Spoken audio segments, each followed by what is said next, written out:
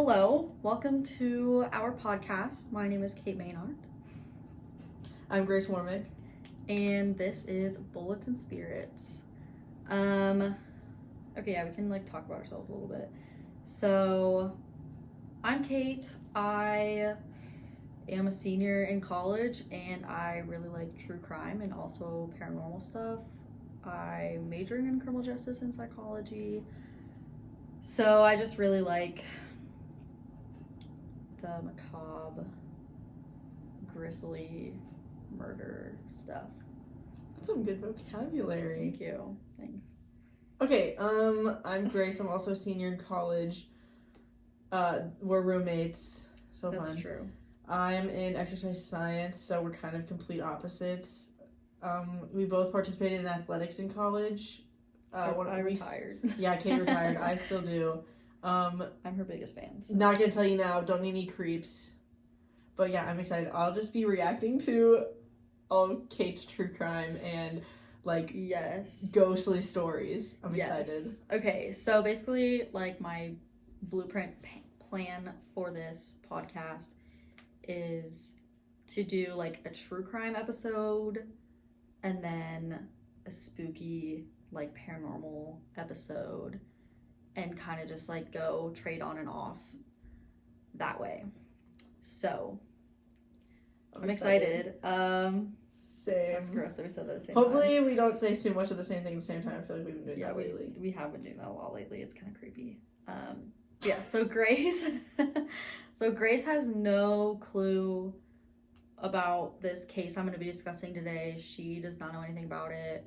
I mean, you might have heard of it, but I haven't told her any details. I haven't told her what it's about. Still gonna be my very most genuine reactions. So very, very genuine. So I'm gonna pull a page from one of my favorite podcasts, Murder with My Husband. Go check them out. You probably won't even watch us, but it's fine. Maybe someday. And talk about the sources first. So I have KY3, which is a local. KY3. Wait, pause. We're both from Missouri, so yes. And we're both from southern part of Missouri, so I'm assuming this case is something that KY3 covered, so I probably may have heard about it, maybe not. Yeah. Well, it's a pretty old case, so you weren't alive when it happened. Oh, really? Yeah. And KY3 was. It's just from the 90s. Have they been around that long? I mean, yeah, I guess. Oh gosh. I mean, this article was from this year over the summer. But the case is from the 90s. But the case is from the 90s, yes. Okay, I'm following. So, also I just noticed that there's smoke along the... Oh. I stopped moving and okay. Oh, anyways. I thought you were the TV. If you're on the podcast, we have this spooky Halloween themed background. Very amateurs. This is definitely our college house. Yes. Here's our Wii. That's my record player. So, we are college kids. Okay, yes. So KY3, which is a local Springfield, Missouri news station. Thank you. Yes. Their article titled "The Springfield 3: What We Know About This Case 29 Years Later." Used a Wikipedia article, The Springfield 3, and also the Charlie Project, which is a website on Stacy McCall and Susie Streeter.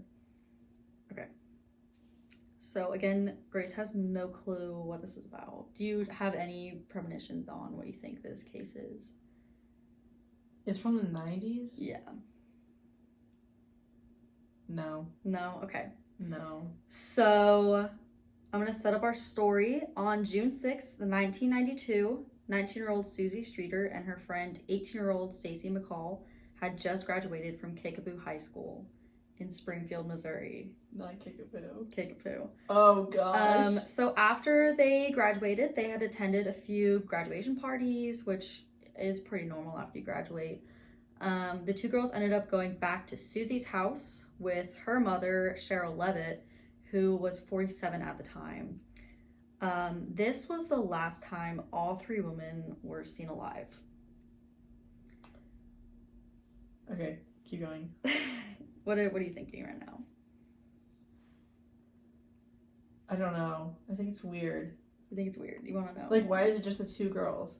If they went to I like a don't bunch of know. parties, why wouldn't they just stay there? Well, I guess they're in high school. They need to like go. Yeah. Well, what I found. Well, I mean, they just graduated. So. Yeah, that's. But true, what I that's found true. was basically like the parties weren't supposed to be super like busy, and then they got there and it was like really crowded, and they were kind of like, okay. let's go home. Let's go home. Because they did have plans the next day. Smart. So the next day on June Safe 7th, Susie, Stacy, and Cheryl had vanished from Susie's house. One of their friends named Janelle and her boyfriend had shown up to the house around 9 a.m. on that day. Because the group had planned, like I said, they had plans the next day. Is Janelle the same age as the girls? She just Yes, she graduated with them. Yeah. They had planned to go to a water park that day, and then Janelle had come to Susie's house after the pair didn't show up at her house where they were supposed to meet. So she was like, where the heck are they? So then she went to their house. When she got there, the front door was unlocked and opened. Also, the family dog had been left behind, Cinnamon. Cute little dog. Cinnamon. There was also money, clothes, cars, keys, and other personal belongings that had been left there. And there were no signs of a struggle. And while Janelle and her boyfriend were there, Janelle had answered the home phone when it had rung, and the call was described as strange and disturbing. It was from an unidentified male. He made sexual innuendos, and Janelle had hung up immediately, but the unknown man called again, making like similar remarks. So She picked it up weird. again? Yeah. Interesting. She called police? We'll get there. Okay. There was actually a message on the answering machine that like later police believed that it might have provided a clue to the disappearance, but it was inadvertently erased. What? Yeah, You're kidding. dead serious. What the heck? So police were contacted over 16 hours after the women had disappeared. That's After a long Janelle time. also went there? Yeah, well, like on the timeline, they were contacted. I don't know if it was, I should have looked that up. I don't know if it was like after they, like the police constructed the timeline and they were like, okay, this is when they were last seen. This is when they likely disappeared between these hours. Oh, or and if then it was 16 hours. Or if like 9 a.m. I think because I feel like it might someone be else, the like first I one. think Cheryl's mom. Yeah, I'm pretty sure it's that because I don't think it was like 16 hours after 9 a.m. That would be a long time to not call the police. Yeah. Okay. But yeah, 16 hours, that's still a long time. Like, It's almost a full day. yeah, that's true. So the police concluded about 10 to 20 people had corrupted the crime scene during that time. Oh my, that many people were visiting their house? Yeah. Jeez. Yeah. And like there was a porch light, like glass lampshade that was on the light. The light bulb was fine, but the lampshade had been shattered, and Janelle's boyfriend had swept the glass away, like out of the way. But he Kind of looks suspicious. yeah, it's interesting. Is that a foreshadowing? I don't know. Okay, You'll see. Continue. So the search that ensued lasted for weeks. Areas around Springfield were searched along with surrounding towns like Joplin, Forsyth, and Stockton. So the FBI, Missouri State Highway Patrol, and other law enforcement agencies got involved with the search, but to no avail. In 1993, investigators searched 40 acres in Webster County that had been searched in a previous missing persons case. But this land search still turned nothing up. That's my cat. He is going bonkers right now. I think he's really confused about what we're doing. Yeah. So they searched all that land in 93, and there's still nothing. And they disappeared in 92. Mm-hmm. May? June. Yep. Well, Well, still, by the time they searched that in 93, like, that's a couple months later. yeah. At least half a year. Yeah. Because June's what? 6 months? Yeah. Yeah. Oliver's So- licking himself. Wetly licking himself. Yeah. Good it's thing we really don't have gross. mics yet. Probably get picked up. Oh gosh. Okay, so we're gonna get into some theories about what happened and like other things that happened with the case. Okay. So on December 31st, 1992, a man, on this day they were airing an episode of America's Most Wanted about the case is called the Springfield 3. So they were airing an episode about the case. And a man actually called the hotline claiming to have information on the disappearance of Susie, Stacy, and Cheryl. The call was unfortunately disconnected when the switchboard operator attempted to link the call to Springfield investigators. Dude. Yeah. This is like kind of a series of unfortunate events. Well, not, I mean, yeah. Like the disappearing voicemail and then now this. Like, what's going on? Yeah, and the evidence that got swept away. Literally. So police actually claimed that the unknown caller had prime knowledge of the abductions, and they ended up publicly appealing to the man to call them back, but the call was never followed up. For whatever reason, that man never called back or anything, even though he had that, like, knowledge about the abductions. I wonder what he said. So, yeah, I don't know. It'd be interesting. Yeah, so that kind of fizzled out. That was never... Is America's Most Wanted still on? I don't think so. I'm not sure. I'm like tempted to look it up right now, but I want to keep talking about the case. Okay. So in 1996, an investigative reporter went to a Texas prison to interview a man, by the name of Robert Craig Cox. So Cox had been convicted of kidnapping and robbery and was suspected of murdering a woman in Florida. He had been in Springfield during the time of the Springfield 3's disappearance, and he was questioned by police during that time, but he claimed that he was at home asleep in bed when they disappeared. But he claimed he was home alone in bed. So it's kind of not like a very strong alibi. But then he claimed the next morning, like the morning of the disappearance, he was at church with his girlfriend at the time, and she had corroborated that statement. But she later recanted her statement, saying that Cox had asked her to say that. So, during the interview, Cox said, there's going to be 3 quotes that I'm going to say, so they are direct quotes. Cox said, "I know that they are dead. I'll say that, and I know that." The interviewer said, "That's not a theory." Cox said, "I just know that they are dead. That's not my theory. I just know that. There's no doubt about that." Seems like he either knows someone, knows something. I don't want to just jump and be like, yeah, this is the guy. Because, like, maybe he, like, had nothing to do with it. Like, there's no other evidence saying that he was there. Just like he was in Springfield.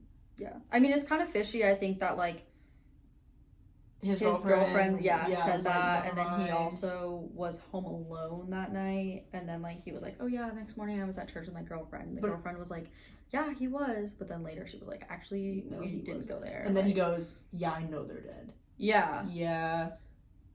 I don't know, but also, where is he in relation to the house? Where is, like, did he just come from Florida with the killing, and then he just went to Springfield, or, like, why was he there in the first place? I don't know. Okay, anyway. So he claimed that the women had been murdered and buried, and their bodies would never be recovered. Okay, I want to go with this guy's, looking like the guy. Yeah. I mean, to make that claim, like, that's pretty... Yeah. But after he said all this, he refused to talk anymore. He just would not say another word. And then the interview has been subpoenaed by authorities and presented before a grand jury in 1996, but no charges were ever handed down. So it's unclear whether Cox was actually involved in the disappearance or if he just wanted attention by saying those shocking statements. True. So I get that. I mean, he is in Texas. Right. Yeah, he's in a Texas prison. Okay. But he's, like, connected to a murder in Florida, so he's kind of all over the map right now. Yeah, so that's kind of the end of that lead. But then in 2002, investigators went to a local concrete company after receiving a tip The tip was basically 2 women had told the authorities that someone working for the company drove a green van, which was similar to the one wanted by authorities in relation to the case. So authorities were like, hey, this is a green van that we think has to do with the murders or disappearances. We don't know if they're murdered. And so 2 women were like, oh yeah, we've seen that van before. What does the van have to do with anything? Company. Like from the beginning, did somebody see a van? Yeah, someone saw a van like around the area that they like went disappearing, like at their house. So, so they brought cadaver dogs onto the property, and they actually did hit on 3 spots on the property. Of the concrete, yeah, the concrete company property, and there were bones found on the property. Human bones, yes. Okay. But they were deemed to be too old to belong to any of the missing women. It's 2002. It's been 10 years. Yeah. But they can still date them. Okay, and everything. Yeah. They have all that technology. Oh, they were like old bones. They were old bones. Old people. No. Or bones from like before 1992. I don't know. Yeah. Either or. Either way, they're older. I read it as like the bones were too old to belong, like they were before 92. Okay, yeah. They had been there, but it could be that too. Like they could be like. Did anything happen when they found the bones? They're like, who's this? I don't know. I didn't really look into that because I was more focused on the case. Yeah, I just was. They basically all the information I found was they found. They weren't. They didn't belong to any of the missing women. Okay. And then in 2003, investigators were led to farmland south of Cassville, Missouri, after receiving a tip. So they. Hey, we have a friend from Cassville. Who? Okay, so then investigators were going down. Yeah, so they went to outside of Cassville, Missouri. They brought in backhoes and dug like huge holes in there, and only 2 pieces of possible evidence were found. So they found blood evidence, which I feel like it would be dried up. Yeah. Like in the you dirt. Can find it? Yeah. From that it could have been, so they did find a section of a green van that could have belonged to the one that witnesses said they saw back in 92. Mm-hmm. So the blood like could have been on that section, which it would have lasted longer than just like on the dirt. Being in the dirt, yeah. Yeah. So the blood evidence was sent to a specialized lab, but the results were deemed inconclusive, even after extensive testing. So nothing came out of that lead either. So in 2007, investigators received a tip that the missing women's bodies were buried in the foundations of a parking garage at a local hospital, which is Cox Hospital. Oh. Yeah. So like downtown Springfield. Kind of. Yeah, well, they have the 2 others over on like National. Yeah. By 65 over there. Yeah. I'm talking about. Yeah. I can picture them. I know because that's Cox South. Yeah. I think there's like Mercy. It said the South parking garage, but I'm not sure if that's like the South Hospital or just like the parking garage that's south. Okay, so, yeah. I'm not sure. Okay, so they said that parking garage and that they were buried in it or under it? Yeah, they were buried in the foundations of the parking garage. No way. Yeah. So a local crime reporter invited a mechanical engineer to investigate the tip. So they went to the parking garage to investigate it. And they used ground-penetrating radar to scan a corner of the parking garage that the tip said that they were in. And there were 3 anomalies found that the engineer deemed to be roughly the same size that was consistent with like a grave site location. So basically this guy brings in his ground penetrating radar and he's like, oh yeah, there's like 3 anomalies that are like body sized, basically. Bro. So 2 of the anomalies were parallel, and the other one was like perpendicular. So Springfield police looked into the theory, but it was found to not be credible. So the area was never destroyed to search beneath it. So there could actually be people buried in the parking garage. There could actually be people buried in the parking garage. They just like deemed the tip to not be like credible. That's crazy. Yeah. I don't know. That's the one, like, this theory / like tip. That's the one I know I've like heard of. Even though I didn't live at Springfield. I didn't live near Springfield at the time. But like I remember talking to my friends in Springfield, and they like talked about that. And it's also part of like a local band song, that one of the songs I like. But it's called what? Dead Bodies in a Garage? No, it's called Yellow Missing Signs. It's by the band Someone Still Loves You, Boris Yeltsin. And what does the yellow signs mean? I'm not sure. I should have looked into that more. But yeah. But the song is about them being missing. Yeah, the song's basically about the 3 missing women. And like, the lyrics go like, some people say that you're buried in a parking garage. And then, kind of cool. Like, one of the lines is 3 missing women, never forget. So, yeah, it's a pretty neat song. It's called Yellow Missing Signs by Someone Still Loves You. Shout out. Also, if they ever see blow this, up, you know, if they ever see this, you guys need to have a concert, because I'm like, deprived of your live music, and it's really sad. Okay, so in 1997, family members had Cheryl and Susie declared legally dead. Cheryl Levitt was a stylist at a hair salon in Springfield. She was considered a model employee and had over 250 clients at the time of her disappearance. She was described as a private person and had a close relationship with her daughter Susie. And Susie was employed at did she not have a husband or anything? She was remarried. She was divorced and remarried. So where's the husband? Why didn't they investigate him? I'm sure they did. Actually, I don't think she remarried. I'm pretty sure she did not remarry. Did they look into the Yeah, they looked into all that. It just like there wasn't any leads with them. Like they had alibis and everything, and they probably brought in a polygraph. Because I mean, the FBI and Highway Patrol, like they were all there in it. Yeah, they were all helping investigate. Okay. So Susie was employed at a local movie theater in 1992, and she planned to enroll in cosmetology school in the fall of that year. Stacy McCall planned to attend Southwest Missouri State University, which is now just Missouri State University. She worked as a secretary and receptionist at a local gymnastics company at the time of her disappearance, and she also modeled wedding dresses for a local bridal shop. Pretty. Yeah. So I wonder, like, dresses in the 90s had like those big sleeves. Yeah. Okay, that's not on topic. Not on topic. Cut! Stacy, Susie, and Cheryl are still missing to this day. A bench was dedicated to the 3 women in a Springfield park in 1997.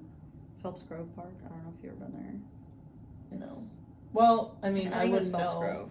Phelps Grove is down. It was either Phelps Grove or Nathaniel Green. In my head, I was thinking Nathaniel Green. But yeah, but like, I mean, I've been to Springfield, but like, I don't really like know Springfield like you. Yeah, that's true. If you know any information regarding the case, you can contact the Springfield Police Department at 417-864-1810. And that is the story of the Springfield 3. It's kind of crazy that they just disappeared. Yeah. No trace. No idea. Like, there's no idea. No, they have no clue where they are. To this day. What do you think? I don't know. It is interesting that that guy said that they were, like, buried for good, like, never to be found. Yeah. And then, like, the one guy saw them in, like, the parking garage. Mm-hmm. Saw them. Yeah, with the radar. I wonder if, like... But then they would have to go and see, like, who built the parking garage, if they had any contact with them. Or maybe one night when they were, like, not there, they just stuffed them in. Well, no, because then you have to cover them with concrete. And they would have seen them. Yeah. Would they stink through the concrete? No. They would just be, like, encased in it. Like, smell can't really penetrate through concrete. That's what I'm thinking. But then, like, also, like, how deep? Like, you know those sidewalls of parking garages are, like, kind of tall? But they're, like, thick? Maybe they're in that. Or is it, like, they're under in the foundation? Yeah, they're in the foundations. Well, the theory is that they're in the foundations. Yeah, I think it's really interesting that Cox guy was just, like, yeah, they're murdered and buried, and you'll never find their bodies. It would make sense if the Cox guy buried them in Cox Hospital parking garage. That's true. That is mine. That would be maybe. Is it still spelled the same? COX. Maybe they named the hospital after him. No, they definitely did do that. Yes, it's definitely interesting. I don't know. I think they should have looked into that. Like, I feel like just to even give the family some closure as to whether or not they're in the foundations, they should have. But I mean, that kind of destroys the whole parking lot. And if it's not there, then like the police basically have to pay to like redo that. Yeah. And I mean, I don't know. I feel like at that point, it's like dig it up. Like, I would want closure. I would want them to dig it up. But yeah, again, like if you did dig it up and there's like nothing there, like then what? Yeah, then it's like then you still don't have an answer. Then you have even less leads because this is probably your biggest lead. You followed in, like it's gone. Yeah. Definitely an interesting. Kind of reminds me of Monster House. How that one lady was like put into the foundation. I've never seen it. Monster House? Never seen Monster House. Is it? It's like a kids show. It's like Paranorman. No, it's not. Well, it is, but it's actually terrifying. Like I remember being a kid being really scared of that movie. I think it's like a general consensus that all kids that watched Monster House got like scared. But it also reminds me I didn't watch too many scary like. Pretty much until I got to college, I stayed away from scary movies like so much. Like, the scariest movie I watched growing up as a kid was Harry Potter and the Sorcerer's Stone. That's not even a scary movie.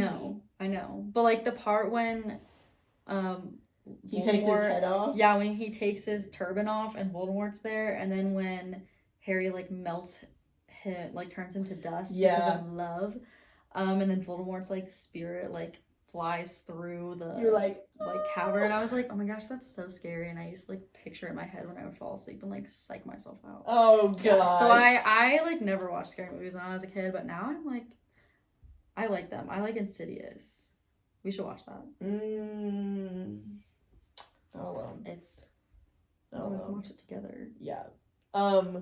It's not too bad. It also reminds me in like that one song with Willie Nelson in them, The Highwaymen, whenever they're each talking about their deaths, and the one guy's like, I slipped and fell into the dam and like got built into the dam.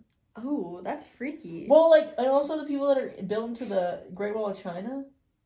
What? Oh yeah, when they're building the Great Wall of China, if you died on the job, they just chucked you in there. There's like I guess hundreds of bodies. Oh my gosh. They're just there, bro, chilling. Yeah, I guess, I mean, that kind of saves like... Do I have to be politically correct on this? Because I just said they're just in there chilling. They're dead and they're chilling. No, I think it's fine. Okay. I don't think anybody's gonna come at you. I mean, like, rest in peace, but... Yes. Like, you contributed to the only man-made structure that you can see from outer space. So true. That's pretty freaking... Like, if I was building the Great Wall of China... First of all, if I was building the Great Wall of China, like... That's a feat in itself. I don't know how they did that. Yeah. I don't think, like, I would go to pick up a block of stone, or they use stone. How far is the Great Wall of China? Like 100 miles? Oh, it's more than that. It's got to be more than that. Look it up. Miles? Okay, I'm going to look it up. We need somebody in the background, like, fact checkers. Oliver, get on it. Oliver's my cat. If you didn't catch that earlier. How long? Greatest Showman. Wall of China today? What does that mean today? I don't know. China. You use Firefox? Yeah, it is 13,000 miles. No. Yes. The fact they thought they can see it from outer space. It's not gonna be 100 feet, bro. I said miles. I said 100 miles. Oh. 13,000? I thought you said feet. No, how far is 13,000? Like, is that like across the United States or like 13,000 miles? Can you do like a comparison? Let me see. Great Wall of China maps, compared to United States size. Wow. No way you could walk that whole thing. Yeah, no. I mean, it would take you days. Well, months. Like the Appalachian Trail. It would probably take years. Is China even that big? Like, I know it's Well, big. It runs probably laterally. Like twists and turns and everything. Oh my gosh. Yeah. This is gonna be a murder mystery and also Also fun facts. Fun facts. Fun facts. Yeah, I was just thinking we are way off topic right now. No, I think this is good. But it's gonna pull the audience in for the first episode. Yeah, they'll be like, wow, know things. No, comment if you knew that the Great Wall of China was 13,000 miles. I knew it was more than 100 miles. Because you can see it from space, I feel like 100 miles isn't I didn't know about that. Long. But I guess I underestimated 100 miles. You overestimated 100 miles. Is that what you said? I don't know. Overestimated 100 miles. I thought that it was bigger than what it was. Yeah, that makes sense. Yeah. Yeah, well, that's the first episode of Bullets and Spirits. Great. Follow us on the gram. Yeah, follow us. We'll have Instagram, we'll have TikTok. I'm gonna make a TikTok account. You gonna do a Facebook? Don't do a Facebook. I'm not gonna just do an Instagram. I never use Facebook. We could do a Snapchat too. Snapchat takeover. Oh yeah. I don't think I would ever use that. How do we even build a profile on Snapchat? I don't know. Ask. No, I was thinking the same thing. That's funny. We'll have Instagram, we'll have TikTok, we'll have our own Instagrams linked as well. Yeah, we do have our own Instagrams. Please follow us. And this will be on YouTube. I'm gonna try and figure out how to get it on Spotify and Apple podcasts. And until we get any sponsors, we get sponsors. Yeah, if you guys want to sponsor us, we can put your logo up on the TV. We can put your products on top of my Wii. We'll have a set within the year. Yeah, we'll have within the year. We'll have a nice set. Yeah, we'll have a set. Honestly, probably not. We're balling on a college budget. For real. Yeah, we are using my phone camera. I don't have an actual. I feel like the quality's really not that bad though. I'm kind of impressed. Yeah. I did buy a ring light for this. It was only $15 though, so that wasn't too bad. You can see it in True influencers. I know. It was you are an influencer or something on the box. Oh, and I was geez. oh no. I can't own this anymore. That's so funny. I don't know. I like it. Yeah, it's kind of cool. I feel really official. I think it'll look fine. Okay, well, that's the end of our podcast, our first episode. I'm Kate Maynard. I'm Grace Warmick. And thank you guys for watching or listening.